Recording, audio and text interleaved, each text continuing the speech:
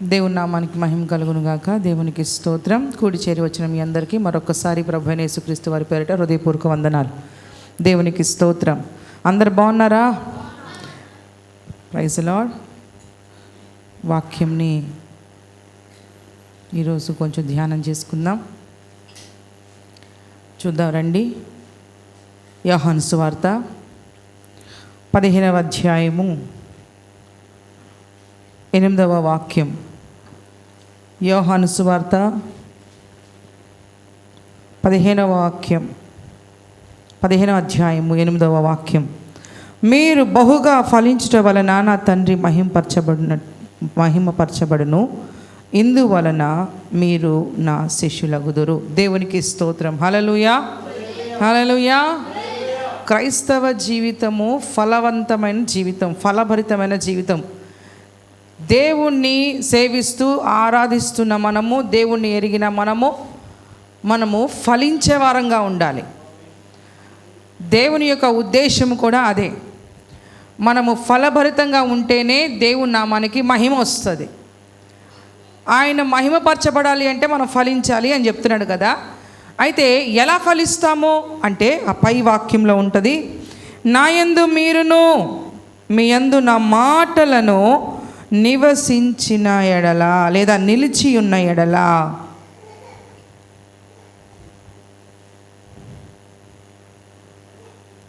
ఫలించాలి అంటే మనం ఏమడుగుతాం? ప్రభు నన్ను ఆశీర్వదించు, నన్ను దీవించు, నా మోడు బారిన జీవితాన్ని చిగురింపజేయి, నేను ఆశీర్వాదకరంగా ఉండాలి, నేను దీవించబడాలి, అనేకులకు దీవెనకరంగా మారాలి అని అడుగుతూ ఉంటాం. మనము అడిగింది ప్రభు మన జీవితంలో నెరవేర్చాలి అంటే ముందు మనము ఆయన యందు నిలిచి ఉండాలి, ఆయన వాక్యం మన యందు నిలిచి ఉండాలి. రెండు జరగాలి. కేవలం దేవుని సన్నిధికి వచ్చినంత మాత్రాన, దేవుని వాక్యం ఏదో వినేసి వెళ్ళిపోయినంత మాత్రాన ఫలించే అనుభవం మనలో కనబడదు, దీవించబడే అనుభవం మనలో కనబడదు. ఎన్ని సంవత్సరాలైనా సరే దేవుని సన్నిధికి వచ్చి అలా కూర్చొని వెళ్ళిపోయి, మేము రోజు మందిరానికి వస్తున్నాం, లేదా ప్రతి ఆదివారం అటెండ్ అవుతున్నాం, ప్రతి ఉపవాస కూడికలకు వస్తున్నాము, ప్రతి ప్రార్థనలో మేము పాలుపంపులు పొందుతున్నాము, అయినా మేము ఎందుకు ఫలించట్లేదు, అయినా మేము ఎందుకు దీవించబడట్లేదు, అయినా మేము ఎందుకు ఆశీర్వదించబడట్లేదు అని సందేహం కనుక నీకు ఉంటే, నువ్వు వస్తున్న మాట నిజమే, పాలుపంపులు పొందుతున్న మాట నిజమే, ఏదో కూర్చొని నడిపిస్తున్నప్పుడు ప్రార్థన చేస్తున్న మాట నిజమే, కానీ నీవు దేవుని యందు నిలిచి ఉండట్లేదంట, దేవుని వాక్యము నీలో నిలవట్లేదంట. కారణం ఏంటి? ఇప్పుడు ఒక కుండలో నీళ్లు పూర్తిగా నింపేసి ఉంటే మరలా ఆ కుండలోనికి వెళ్ళి నీళ్లు పోయాలని చూస్తే ఏమైనా అర్థం ఉంటుందా? ఉండదు. ఒకవేళ ఆ నీళ్లు మంచిగా లేవు, పాడైపోయి ఉన్నాయి కాబట్టి మొట్టమొదటిగా మనం ఏం చేయాలో తెలుసా? ఉన్నటువంటి నీరుని పారబోసి లోపలంతా కూడా శుభ్రంగా కడిగి ఎండబట్టిన ఆరబెట్టుకొని తర్వాత మరలా మంచినీరు కనుక పోస్తే తాగడానికి ఉపయోగపడతాయి ఆ నీళ్లు. మంచినీరు మనలోనికి రావాలంటే ముందు మనలో ఉన్నటువంటి స్వభావాలు ఏంటో అవి పోవాలి. దేవుని వాక్యం మనలో నిలిచి ఉండాలంటే ముందు మనం ఆయనలో నిలిచి ఉండాలి కదా. మనం ఆయనలో నిలిచి ఉండాలి అని అంటే మనలో ఉన్న కొన్ని స్వభావాలు పోవాలి. అలా పోతేనే మనం ఆయన యందు నిలిచి ఉంటాం, ఆయన వాక్యం మనలో ఫలిస్తుంది. దేవునికి మహిమ కలుగును గాక. హల్లెలూయా. అందుకే ప్రభు అంటాడు, మీరు నా యందు నిలిచి ఉండండి, మీరు ఫలించాలి, మీలో నా వాక్యం ఉండాలి, మీరు నాతో అంటగట్టబడాలి, అప్పుడే మీరు ఫలిస్తారు, అప్పుడే మీరు దీవించబడతారు, అప్పుడే మీరు ఆశీర్వదించబడతారు, అప్పుడే మీ ఆత్మీయ జీవితంలో మీరు ఔన్నత్యమైన స్థానానికి వెళ్తూ ఉంటారు. దేవునికి మహిమ కలుగును గాక. హల్లెలూయా, హల్లెలూయా. ఆధ్యాత్మికమైన జీవితంలో ఎదగకుండా, ఆధ్యాత్మికమైన జీవితంలో ఇంకను మునుపున్నట్లుగానే ఉంటూ రోజులు గడిచిపోతున్నా, సంవత్సరాలు గడిచిపోతున్నా, మనము ఎక్కడ వేసిన గొంగల వలె అక్కడ ఉంటే అది ఆశీర్వాదకరమైన జీవితం కాదు. ఆధ్యాత్మికమైన జీవితంలో మార్పు మనలో కనబడాలి. దేవునికి మరింత సమీపంగా వెళ్ళడానికి మనం ఎప్పుడు కూడా ప్రయత్నం చేస్తూ ఉండాలి.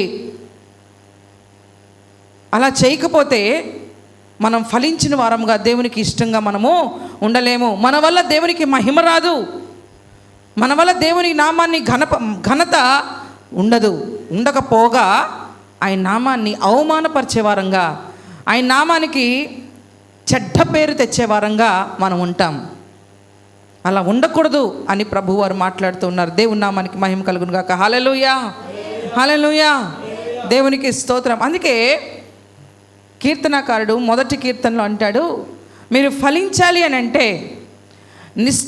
మీరు ఎప్పుడు కూడా పచ్చని చెట్టుగా ఉండాలి అంటే మొట్టమొదటి మీరు ఏం చేయాలో తెలుసా?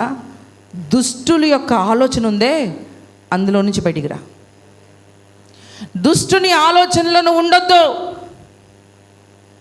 దుష్టుల ఆలోచన చప్పున నీవు నడవక అంటాడు. దుష్టుడు అంటే ఎవరు? నీతి న్యాయాలు జరిగించని వారు. అవునా? దేవునికి విరోధమైన కార్యాలు చేసేవారు. దుష్టుని ఆలోచనలు చెప్ప మనం నడవద్దు. అసలు దుష్టుని ఆలోచనలు చెప్పు మనం ఉంటే, దుష్టుని ఆలోచన చెప్పున మనం నడిస్తే దేవుని వాక్యం మనలో ఎందుకు ఉంటుంది? మన హృదయం అంతా, మన ఆలోచనలంతా కూడా దుష్టుని ఆలోచనలతో, దుష్టుని స్వభావంతో నింపబడిపోతే దేవుని వాక్యానికి మన హృదయంలో చోటెక్కడిది? మన హృదయం, మన తలంపులంతా కూడా దుష్టునితోనే నింపబడిపోతే వాక్యం మనలోనికి వచ్చేది ఎప్పుడు? వాక్యం మనలో ఫలించేది ఎప్పుడు? మనము దేవునికి మహింకరంగా బ్రతికేది ఎప్పుడు?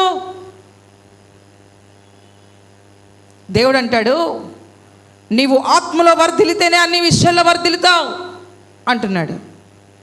మనమేమో అన్ని విషయాల్లో వర్ధిల్లాలని కోరుకుంటాం, కానీ ఆత్మ సంబంధమైన విషయాల్లో మాత్రం ఎక్కడ వేసిన గొంగల వల్ల అక్కడే ఉండిపోతాం.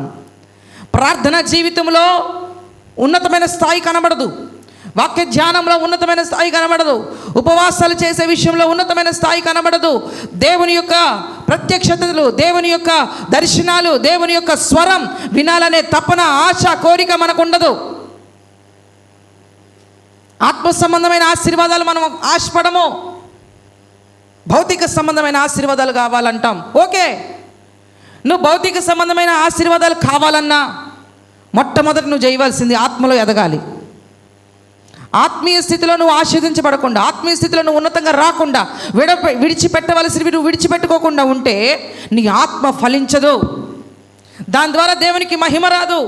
ఇప్పుడు దేవుడు మహింపరచబడాలి అంటే దేవుడు నిన్ను ఆధ్యాత్మికంగానూ ఆశీర్వదిస్తాడు, భౌతికంగా కూడా ఆశీర్వదిస్తాడు, సామాజికంగా ఆశీర్వదిస్తాడు, లోకపరంగా ఆశీర్వదిస్తాడు, అన్ని విషయాల్లో వర్ధిల్లింపజేస్తాడు దేవుడు కదా. అసలు మెయిన్ పాయింటే ఆత్మలో వర్ధిల్లాలి కదా. అదే ఉండదు మన జీవితంలో. దుష్టుని ఆలోచన చెప్పు మనం నడవకూడదు. దుష్టుడు ఎవరు?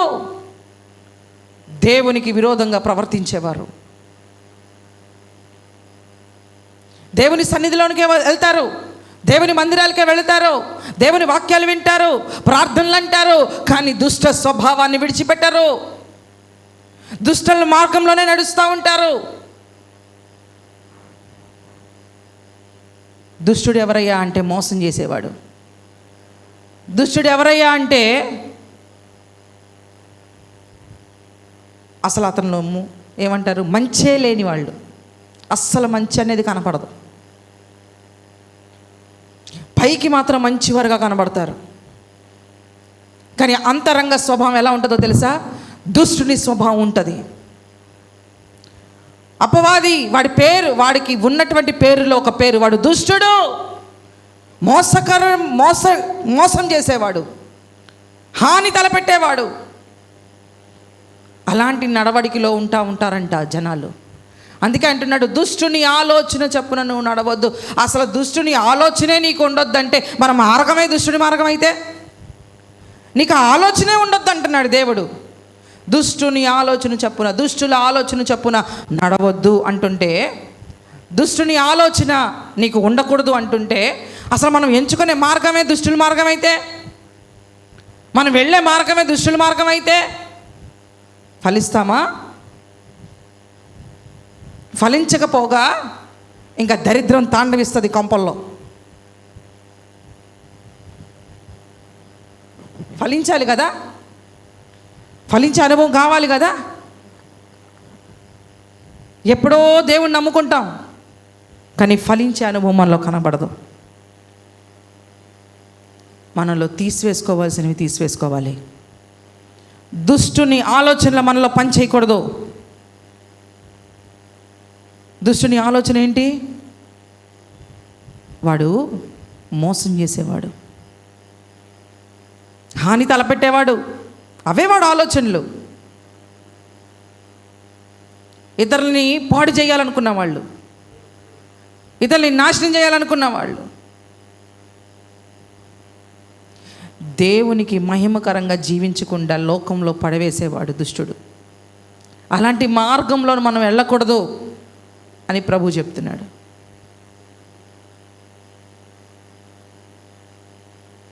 బిడ్లారా, చాలా జాగ్రత్తగా మనం ఆలోచించాలి. ప్రభు అంటున్నాడు, మీరు బహుగా ఫలిస్తేనే దేవుని నామానికి మహిమ వస్తుంది. అందరిని అడిగినా మేము ఆశీర్వదించబడాలండి, మేము ఫలించాలనుకుంటున్నామండి అంటారు. కానీ ప్రభు ఆ విషయానికి అంటున్నాడు, సరే నువ్వు అడిగింది నేను ఇస్తా, అయితే నువ్వు నా యందుండు, నా మాటలు నీలో పెట్టుకో. ఆయన మాటలు అంటే ఆయన్నే మనలో పెట్టుకోవాలి. దుష్టుడుంటే ఆయన ఎలా వస్తాడు?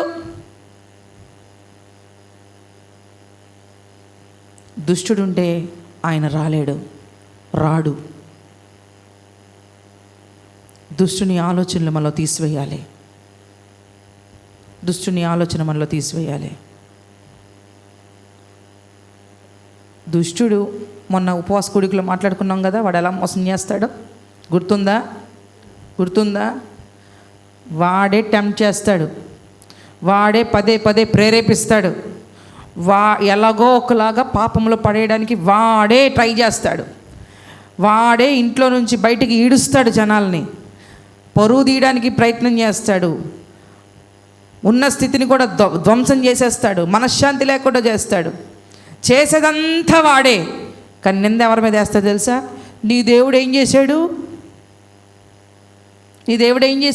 ప్రార్థనలకు వెళ్తున్నావుగా, ఉపవాసాలు ఉంటున్నావుగా, నీ దేవుడు ఏం చేశాడు అని దేవుని మీద నెట్టివేస్తాడు. మోసం. అసలు చేసిందంతా వాడే,